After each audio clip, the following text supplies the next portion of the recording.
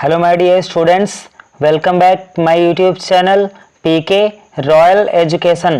तो स्टूडेंट्स, आज हम लोग आपके क्लास 11th की UP board NCERT based English के फर्स्ट पार्ट हॉर्नबिल के चैप्टर नंबर 3 जिसका नाम है डिस्कवरिंग टट द सैगा कंटिन्यूज, जिसको लिखने वाले हैं AR विलियम्स। इस चैप्टर के शॉर्ट आंसर्स को कवर करते हैं। तो चलिए स्टूडेंट्स, आपके क्वेश्चन नंबर फर्स्ट को देखते हैं। हाउ वाज द एटमॉस्फेयर, यानी मौसम कैसा था व्हेन जब Tut's body was taken for CT scan, यानी जब टट की बॉडी को सिटी स्कैन के लिए ले जाया गया। यानी कहा जा रहा है कि जब टट की बॉडी को सिटी स्कैन के लिए ले जाया गया तो उस समय मौसम कैसा था, वातावरण कैसा था। तो आपका आंसर हो जाएगा When Tutt's body was taken out for CT scan, यानी जब टट की बॉडी को बाहर सिटी स्कैन के लिए ले जाया गया और violent wind begin to blow like shapes of dust. तो क्या होता है कि एक वायलेंट वाइंड, एक भयानक हवा, एक रुद्र हवा शेप ऑफ डस्ट यानी धूल कणों के रूप में चलना प्रारंभ कर देती है। यानी कह सकते हैं कि जब तट की बॉडी को बाहर सिटी स्कैन के लिए ले जाया गया तो एक रुद्र हवा, एक क्रोधित हवा धूल कणों के रूप में चलना प्रारंभ कर देती है। एंड ह्यूज क्लाउड्स, और बड़े बड़े बादल वर सीन देखे जाते हैं इन द डेजर्टेड स्काई, उस खाली आकाश में। यानी कहा जा सकता है कि जब तट की बॉडी को बाहर सिटी स्कैन के लिए ले जाया गया तो एक रुद्र हवा, एक क्रोधित हवा तेजी से धूल कणों के रूप में बहने लगी और साथ ही साथ उस समय आकाश में काले काले बादल भी देखे गए।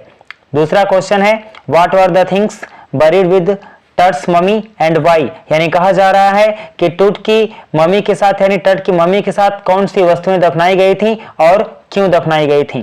तो आपका आंसर हो जाएगा the things were precious collars, यानी जो चीजें थी उनमें से यह था कि प्रीसियस कॉलर्स यानी कुछ कीमती कॉलर्स भी रखे गए थे, नेकलेसेस कुछ हार भी रखे गए थे, सैंडल्स कुछ सैंडल्स यानी चप्पल्स भी रखे गए थे, ब्रेसलेट्स और कुछ हथकंगन यानी हाथ में पहनने वाले जो कंगन होते हैं उसे भी रखा गया था, रिंग्स और कुछ अंगूठियां भी रखी गई थी, गोल्ड कॉफिन्स और सोने की कॉफिन भी रखी गई थी, एमुलेट्स और कुछ ताबीज रखी गई थी, एंड मेनी अदर थिंग्स और अन्य चीजें भी रखी गई थी।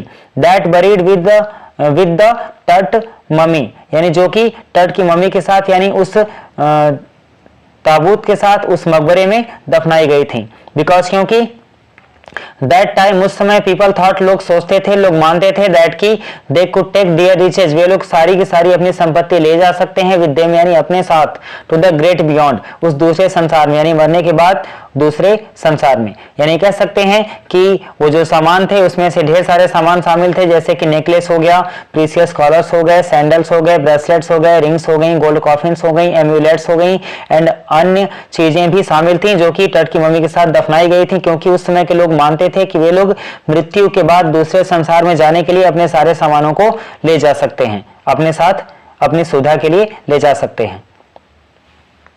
इस तरह से स्टूडेंट्स ये आपका क्वेश्चन नंबर 2 का आंसर कंप्लीट हुआ। तो स्टूडेंट्स आपके क्वेश्चन नंबर 3 को देखते हैं। व्हाट इज फेरोज कर्स, यानी फेरो का अभिशाप क्या था। तो आपका आंसर हो जाएगा फेरोज कर्स इज दैट, यानी फेरो का अभिशाप यह था कि डेथ और मिसफॉर्चून, मृत्यु अथवा दुर्भाग्य, वुड फॉल अपॉन दोज, उन लोगों पे गिरेंगे, उन लोगों पे ढाएंगे, who disturbed him, जो उन्हें परेशान करेंगे। तो इस तरह से ये क्वेश्चन का आंसर कंप्लीट हुआ। अब आपके क्वेश्चन नंबर 4 को देखते हैं। हु इज जाही हवास, यानी जाही हवास कौन थे। तो आपका आंसर हो जाएगा जाही हवास वाज द सेक्रेटरी जनरल, यानी जो जाही हवास थे वह एक महासचिव थे। कहाँ के, ऑफ इजिप्ट, यानी इजिप्ट के सुप्रीम काउंसिल यानी उच्चतम परिषद ऑफ एंटीक्विटीज, यानी पुरातत्व विज्ञान के एट दैट टाइम, यानी उस समय में। यानी ये कहा जा सकता है कि जो जाही हवास थे यह उस समय में इजिप्ट में उपस्थित पुरातत्व विज्ञान के उच्चतम परिषद के महासचिव थे। तो इस तरह से यह आंसर कंप्लीट हुआ। अब आपके क्वेश्चन नंबर 5 को देखते हैं। Which questions is still linger about Tut, यानी कहा जा रहा है कि टट को लेकर कौन कौन से प्रश्न अभी भी निश्चित नहीं हुए हैं, स्पष्ट नहीं हुए हैं। यानी ये कह सकते हैं कि टट के विषय में यानी टट के विषय में कौन कौन से प्रश्न अभी भी घूमते हैं, मतलब कि उनका कोई उत्तर नहीं मिला है। तो आपका आंसर हो जाएगा there are 2 questions still linger about Tut, यानी तट को लेकर अभी भी 2 क्वेश्चन यानी 2 प्रश्न ठहरे हुए हैं जिनका जवाब नहीं मिला है। जैसे कि पहला क्वेश्चन है हाउ डिड ही डाई, यानी वह कैसे मरा, इस प्रश्न का जवाब नहीं मिला है। और दूसरा प्रश्न है how old was he at the time of death, यानी मृत्यु के समय वह कितनी उम्र का था, कितने वर्ष का था। ये 2 प्रश्न अभी भी तट के बारे में अस्पष्ट हैं।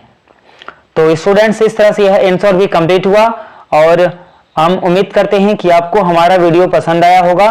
तो यदि हमारे वीडियो को आप पसंद करते हैं तो आप इसे लाइक करें, हमारे चैनल को सब्सक्राइब करें और इसे अपने दोस्तों में, मित्रों में शेयर करें। धन्यवाद।